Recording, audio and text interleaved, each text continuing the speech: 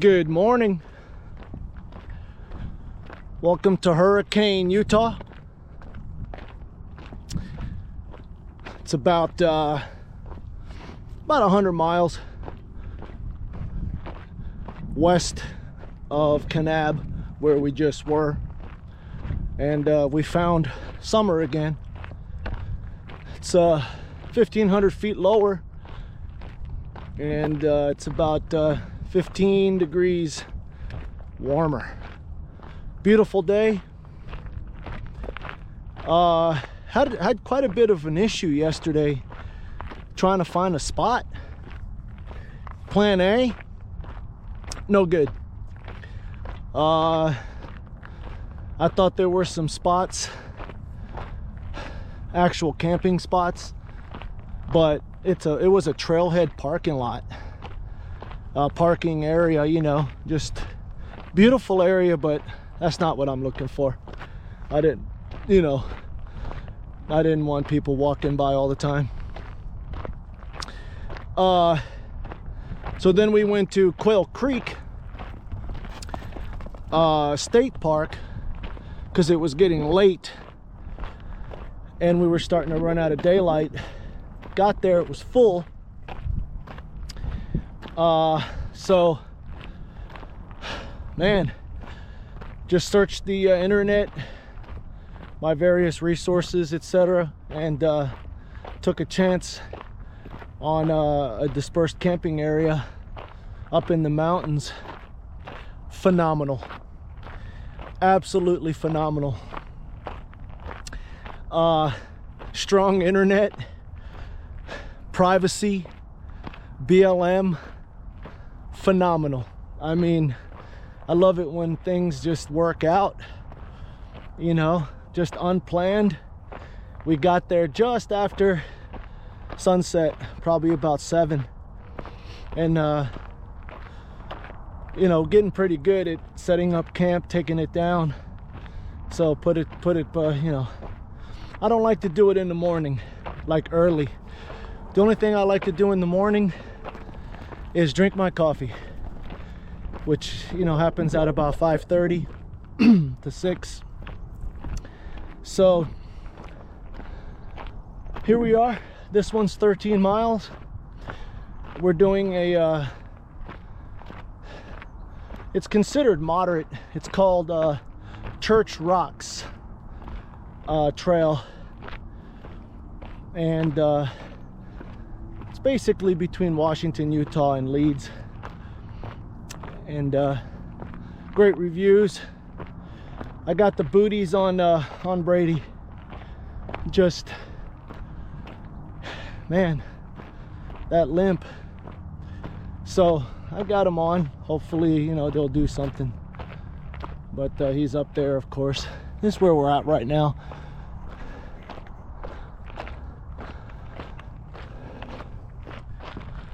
So one of the reasons for coming out to Hurricane is to slowly head back north. This is as far as west as we're going to go in Utah. We're going to pick up 15 and then head over to Escalante via Cedar City. And one of the reasons I wanted to do the Canara Falls hike, it's literally considered one of the most beautiful trails in America. I mean, they even charge us. I mean, it's amazing. They charge us $12 to do the hike. I think it's 6 miles, 8 miles, I don't know, but it's slot canyons with waterfalls. And the pictures and the research just look gorgeous. No dogs. Man, that hurt. I didn't check it carefully enough. And yep, no dogs, not even on leash. There's some rope segments that you have to descend and climb.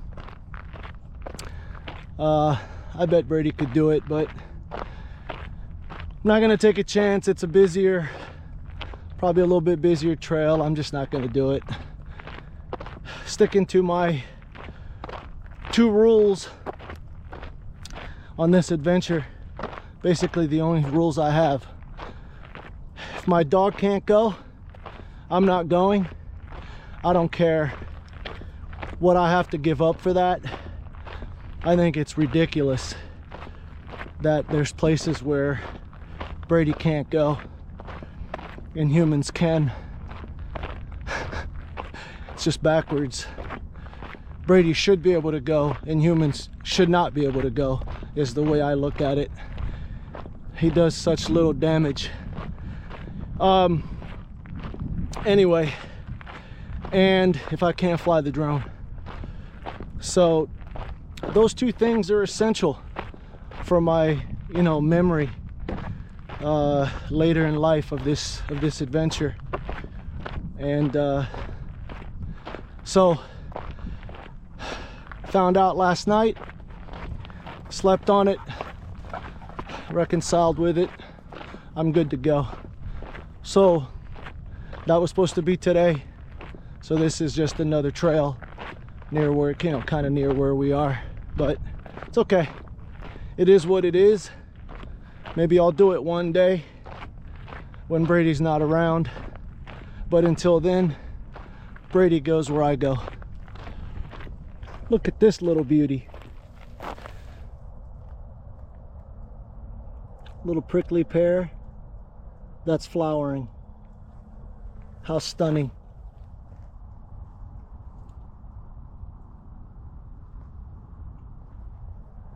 There's 2 out. Tomorrow there'll be about 5 out. In the middle of the green and the sandstone. How gorgeous is that?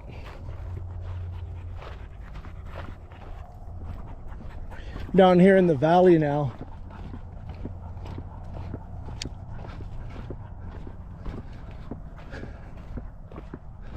I've only seen 2 mountain bikers so far.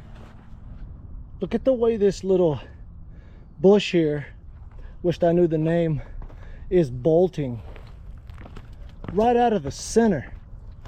Just bam.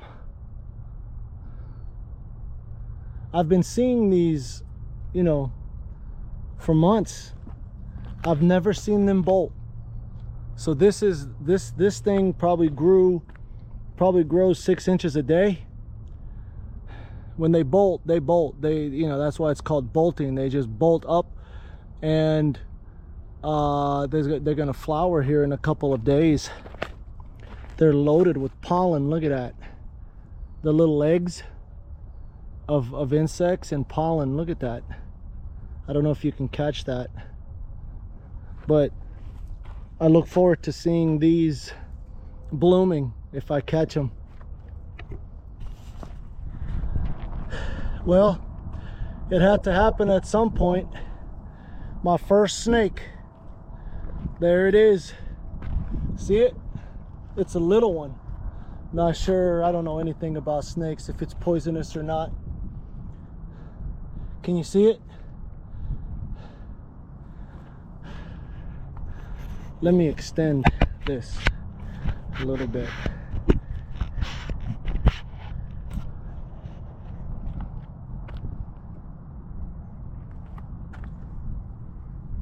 There she is right there. Man, I almost stepped on it. I literally jumped over it. Holy moly. Glad it was a little one. Definitely wasn't a rattler. I think we both just scared the crap out of one another. She was out warming herself against the red sandstone. It's nice and sunny. It's about supposed to go up to 85, so it's probably about 72 right now, and just ideal hiking conditions. Mile 5, this area looks like it was like burned. The rocks are charcoaled, and the, you know, obviously the lack of vegetation. But yeah, definitely got the wind a little bit. Hope you can hear me. But we're a couple more miles and we'll be at the halfway point. And I think I've decided that I'm gonna make this a loop instead of an out and back. It kind of all, there's a bunch of series of trails around here that I passed, and they all connect back to this one. So I think I'm gonna do that. I have the map, so yeah, this is a little bit long for an out and back. I'd rather not do that. Okay, on the heading back, we've been climbing. This is the Highland portion or loop that I've decided to take. I did not know that, but that's fine, that's great. But the other trail is just that way, about a mile. And yeah, we're it's a loop. It's so much nicer, but this is it. It's a loose, deep sand. There's a horses in front of me. These prints are pretty new. I can't see them, but I'm starting to see a common denominator on my hikes. I like to go where horses like to go. But it's beautiful. This is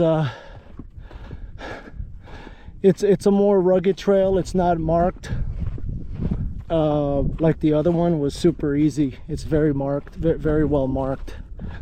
But this one is more rugged, which I prefer. I also like to navigate and figure it out. So we're headed up here in the hills, and I'm excited about that. We were in the valley most of the time. This is about mile 7.5. Mile 9. Just took our last water break. Brady is less active than he was just even a mile ago. So notice he wants to lay down in the shade, and so I used my water to pour over his head, and I also took his booties off because dogs cooled themselves through their pads. So I think little man is gonna be all right. We got 4 miles, 4.5 to go, and we're following this wash. Need to see something here. Yeah, it's this way. And it is dry as a bone, man. No footprints. Once in a while, I don't even know where the horse went. I think not sure. The map says it's through here. Not the map, we're not following a map, but the GPS says that if we go this way, we should be good. So let's see what happens. We're taking a little break. Brady is definitely showing signs of tapping out. This is mile 10. There's just no shade. It's 85, so he's struggling. And this little trail, the loop that we're doing, ended up adding about another 1.5 miles to our 13. So this is going to be about 14.5 miles.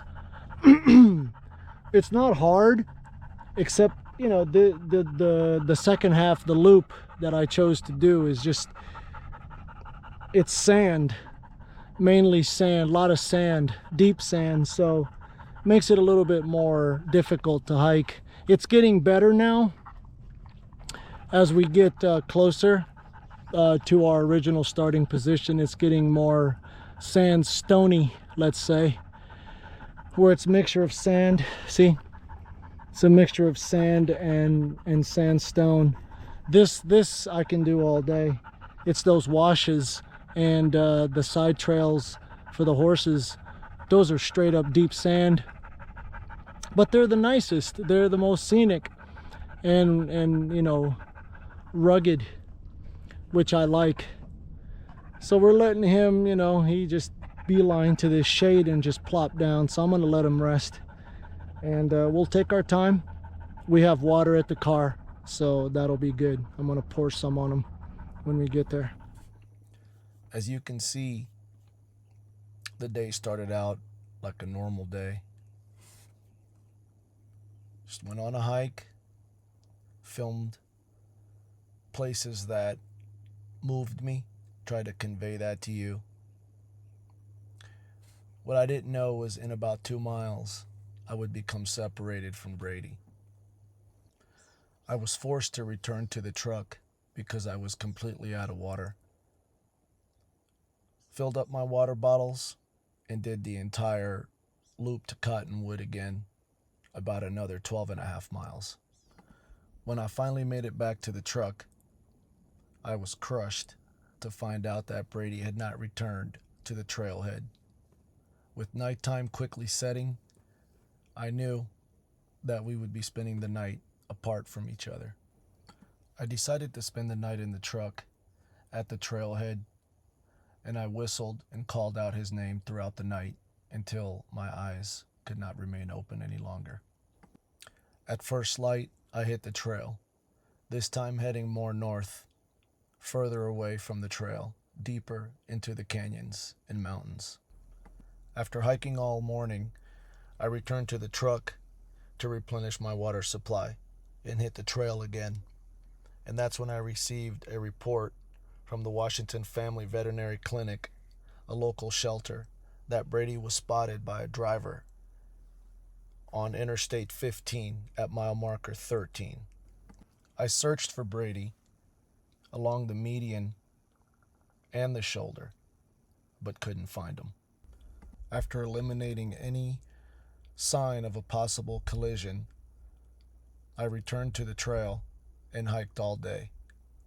I was re-energized because I knew that at least he had survived the night. With nighttime quickly approaching on the second day, I was able to find Brady's prints near the location where we became separated. That's when we made the decision that I would sleep right on trail, right in that wash, just in case he would circle back. At around 9 a.m., I received a phone call on my cell phone from a driver who had seen Brady along Interstate 15, near the wash where I had slept. I ran up there and was able to pick up his footprints and followed them until it appeared that he had done the unthinkable and crossed Interstate 15.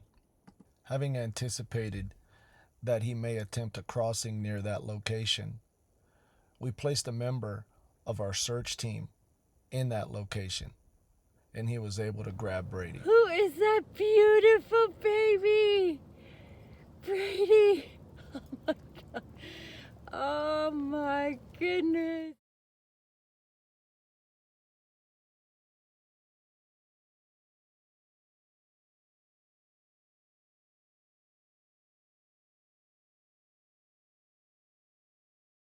I would like to share a few words with you that I put together for our group at our celebration dinner. Hello, everybody. Thanks for coming tonight to celebrate our reunion with Brady. I won't bore you with a long, drawn-out story of how we all ended up here tonight. I don't have the words to express the gratitude I feel anyway, so it would be pointless. What you must know is that you are all connected to one another. I sat through most of last night and today in disbelief, thinking of how indeed you are all connected. Most are connected through your jobs or volunteer work, but all of you are connected through empathy and kindness. Whether it be the folks that visited me at the trailhead on the first night, or the man that took a day off from work to help search, or the woman who left cornbread for me on my bumper and chopped up hot dogs for Brady, Or it could be the dozens of people who called and texted me, whom I'd never met before, asking about Brady. Or maybe it was the young couple who took time to post social media alerts, which led to meeting Kim's team and ultimately Mason, who found Brady. Or the two ladies that gave me all their water and the best tasting Capri Suns on Monday when I was hiking back from my second hike to Cottonwood. I could go on and on. Kindness and empathy are in short supply in the world from my view, but it is not in this town. Brady and I will leave a little piece of us here forever. We want you to know that whatever happens on our adventure going forward will be possible only because of your kindness. Like it or not, you all are coming with us.